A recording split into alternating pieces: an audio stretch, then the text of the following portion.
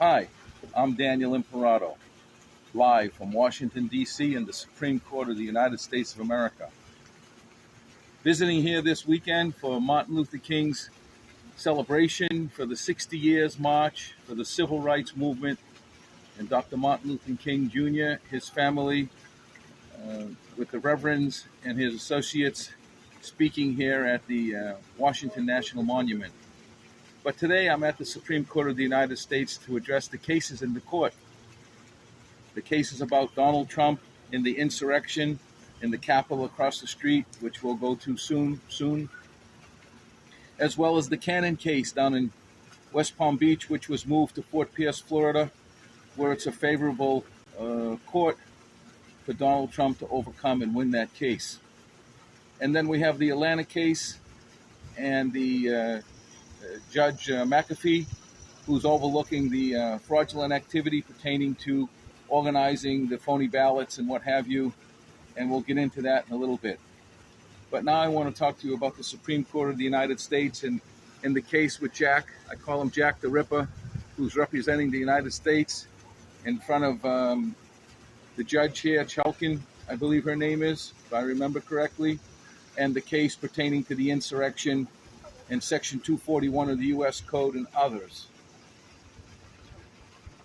The history of the Constitution of the United States clearly states that the 14th Amendment of the United States Constitution states clearly that any official officer of the court, the United States government, politician, or a lawyer representing anyone in the court, in front of the court, that holds their right hand up to God and puts their hand on the Bible and swears to uphold, protect, and defend the Constitution of the United States under the 14th Amendment.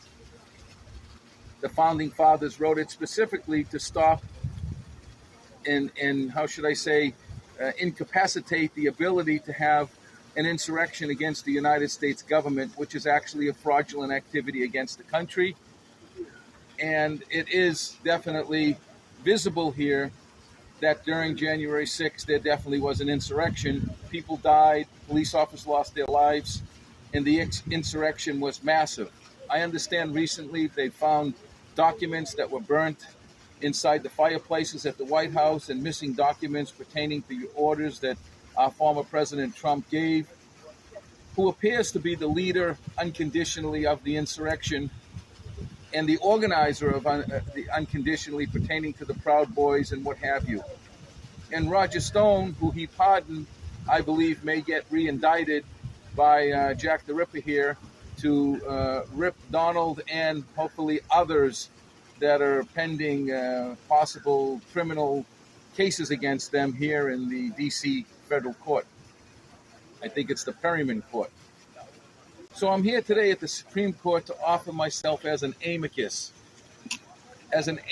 brief and a writer who I personally represented myself as a pro se litigator here in the Supreme Court, where Clarence Thomas took my case against the government in the Securities Exchange Commission, when in 2012, the government came after me. I was an independent candidate for president in 2008. I worked diligently to bring the independent voters their voice. We grew the independent voters from 20% of the country up to now over 50%. And we've done a great job organizing and collecting independent support across the country. In 2012, I was getting ready to run for president of the United States when Mitt Romney came into West Palm Beach, Florida airport, and then took the taxi over to Donald Trump's Mar-a-Lago to do a fundraiser. And on the front page of the Palm Beach Post, it said, Mitt Romney comes to Mar-a-Lago to raise money with Trump. And on the next side of the page of the newspaper, it said, Imperato, 2008 candidate for president. He gets sued from the SEC for stealing $2.5 million from his company to run for president of the United States in 2008, which was actually the books and records from 2006 and 7 beyond the statute of limitations, and they got away with it. I'll touch on it briefly because I've talked about it before, but the same court in the same chambers and the same judiciary chambers and the magistrate judge that issued the subpoena to go to Mar-a-Lago and extract the cases of documents was the same chambers that filed the same bogus case against me. Took away my constitutional rights. They definitely unconditionally were bribed by political mafia. The courts were paid off. The judiciary was paid off. But thank God at the end of the case, after years and years of fighting in the court, they never gave me a hearing in a courtroom because they know they had no case. So they took away my constitutional rights, suppressed me. I couldn't talk about anything, very similar to what they're doing to Donald Trump in a different level, of course. Mine was civil. And then at the last minute, the judge says, oh, the court's not going to impose any penalties against Imperato, but they put it in a very small writing, almost in a footnote, so that nobody would see it after they destroyed, defamed my name, and character assassinated me.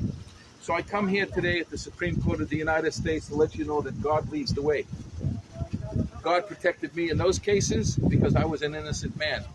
I was up against 12 different cases in the court that we'll talk about at a later date, but we're going to focus now on Jack the Ripper and the case tomorrow hearing for the date being set by the Trump lawyers and legal team and the government's legal team pertaining to the insurrection case here and fraud under the Section 241 and others of the U.S. Code.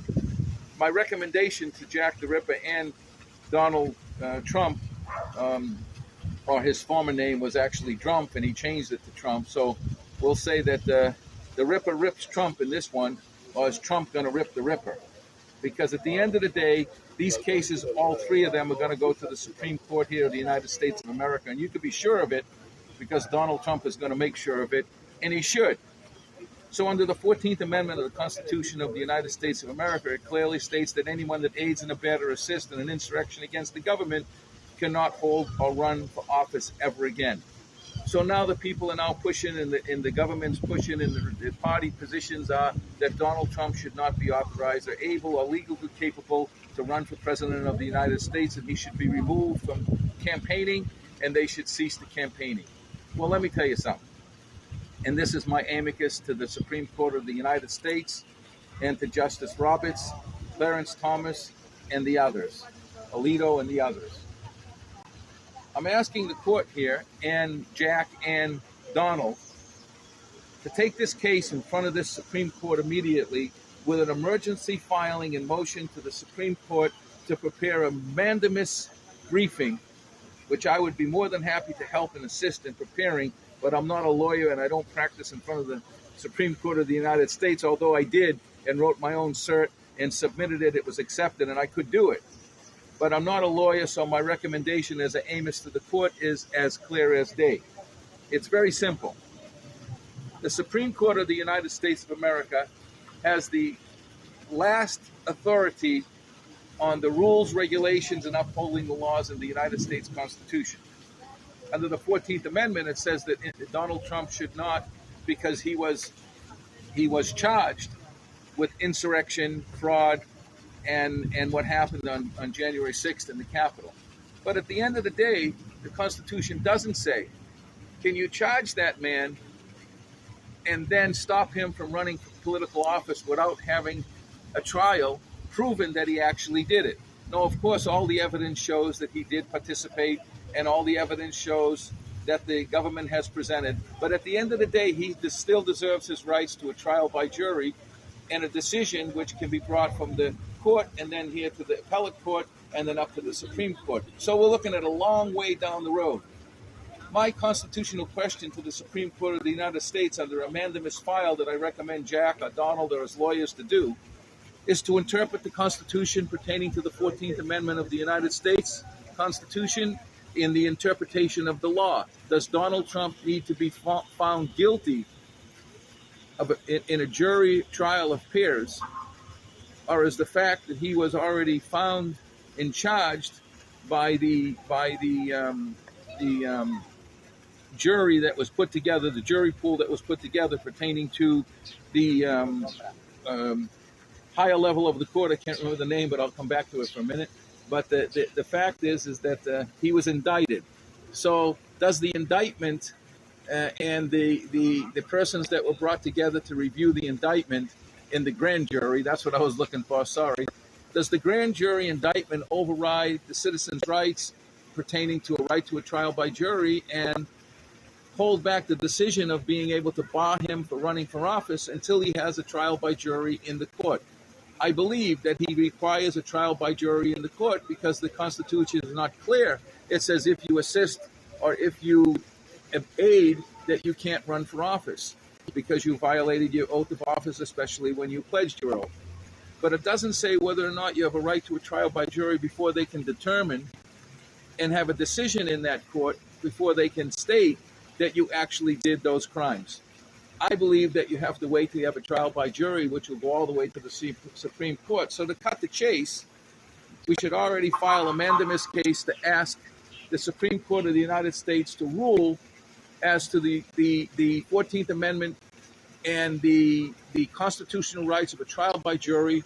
The constitutional question would be, is the 14th Amendment insurrection clause pertaining to aiding or heading an insurrection against the United States, does that constitute an automatic elimination as running for a political office, or do you have to go through the court system and be found guilty before you can invoke that?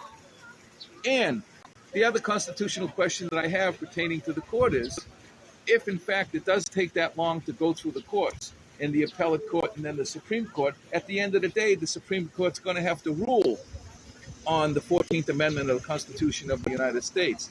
But also saying that, the question that I have is that I would ask Jack the Ripper or Donald Trump to file in the court, and more so, Jack in the government, with all the lawyers and all the attorney generals and the Department of Justice. I guess maybe I'm wrong, but my amicus call to the court and my constitutional question to the court is, can Jack file an emergency motion for an injunction, an emergency injunction barring Donald Trump to run for political office until such time that the cases are heard and the decisions are made, not calling him guilty and stating that he cannot run for office, but actually requesting the Supreme Court to file an injunction to bar him and stop him temporarily for running for office until the citizens of the United States have a hearing in the court, have a trial by jury, it goes through the appeals court, then up to the Supreme Court, and there's a ruling and a decision made by the Supreme Court of the United States. And if he's found guilty, he cannot run anymore. But if he's found innocent, they will lift the injunction and let him go on with his life. I believe that Jack should file in the Supreme Court and somebody should write a mandamus requesting the Supreme Court to look at these issues. Now, as a pro se litigator, I'm not a lawyer, but I know the law and I've been around the courts quite a bit. So I understand these things better than most, probably better than, my friend there, Chris Christie, who can talk a lot, but this is very serious political maneuvers here. And Donald Trump's a very smart man, and Jack's a very fine investigator. But at the end of the day, it's this Supreme Court that's going to make that decision. So I come to the American people, and I come to the legal minds in this country.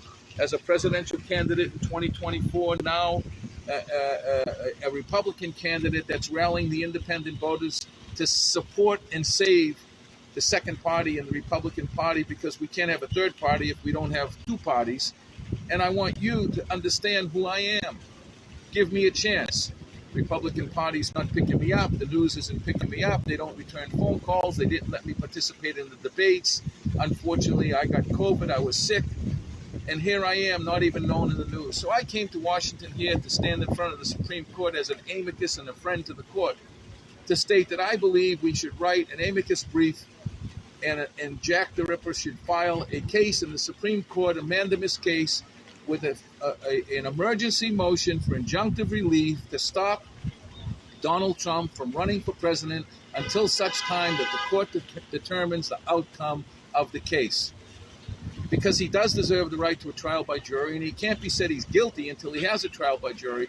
But when there's harm being done to the United States and its people, the court can file injunctive relief pertaining to the temporary bar until these cases are heard. So I'm Daniel Imperato for President of the United States of America. And I'm asking you people to vote for me, because a vote for me is a vote for you.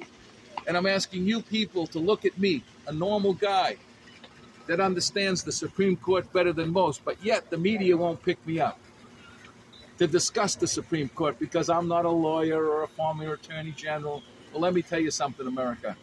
I've been through the rigmarole like Donald Trump. I've been through the court system. I've been filed suits against me as an independent candidate.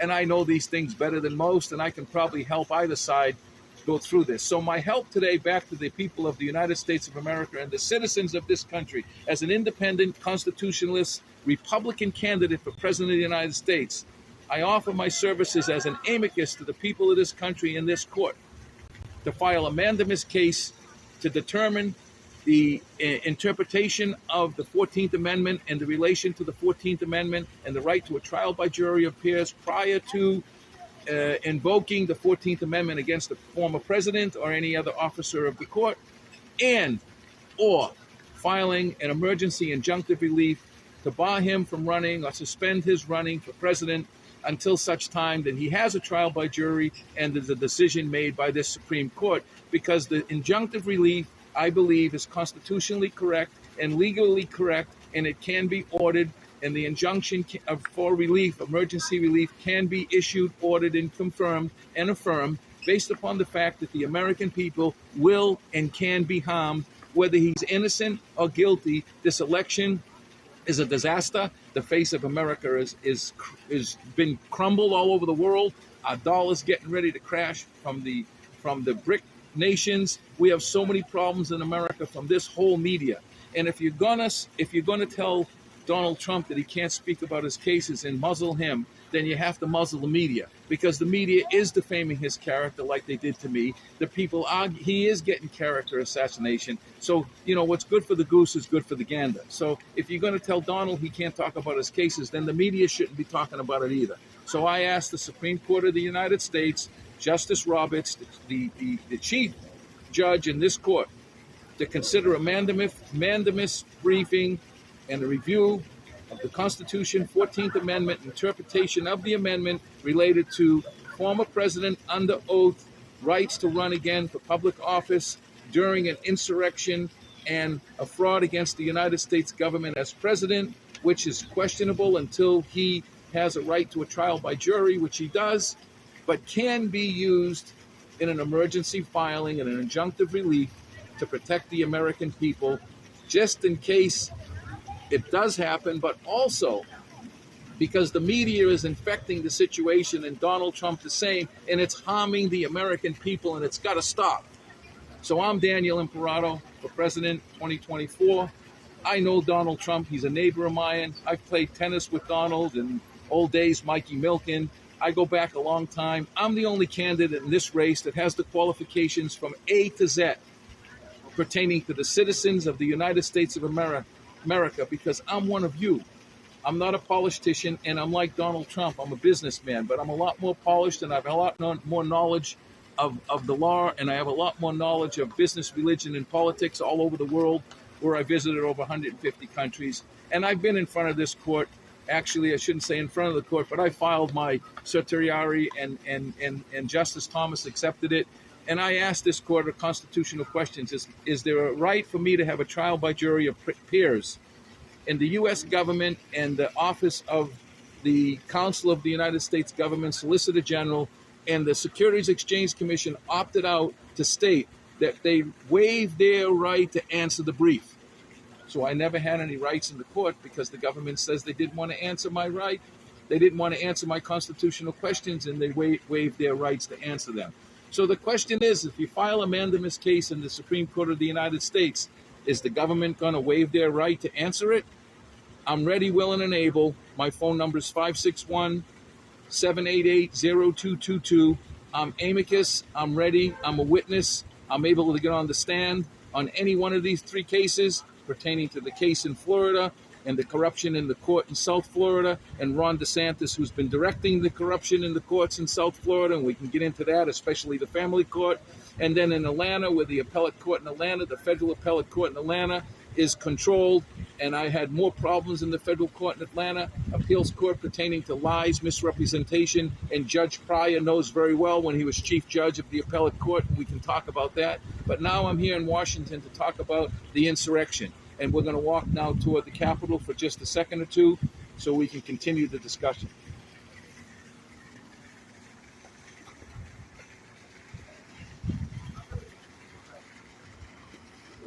And remember, when we're walking toward the Capitol, remember, God leads the way. in this capital,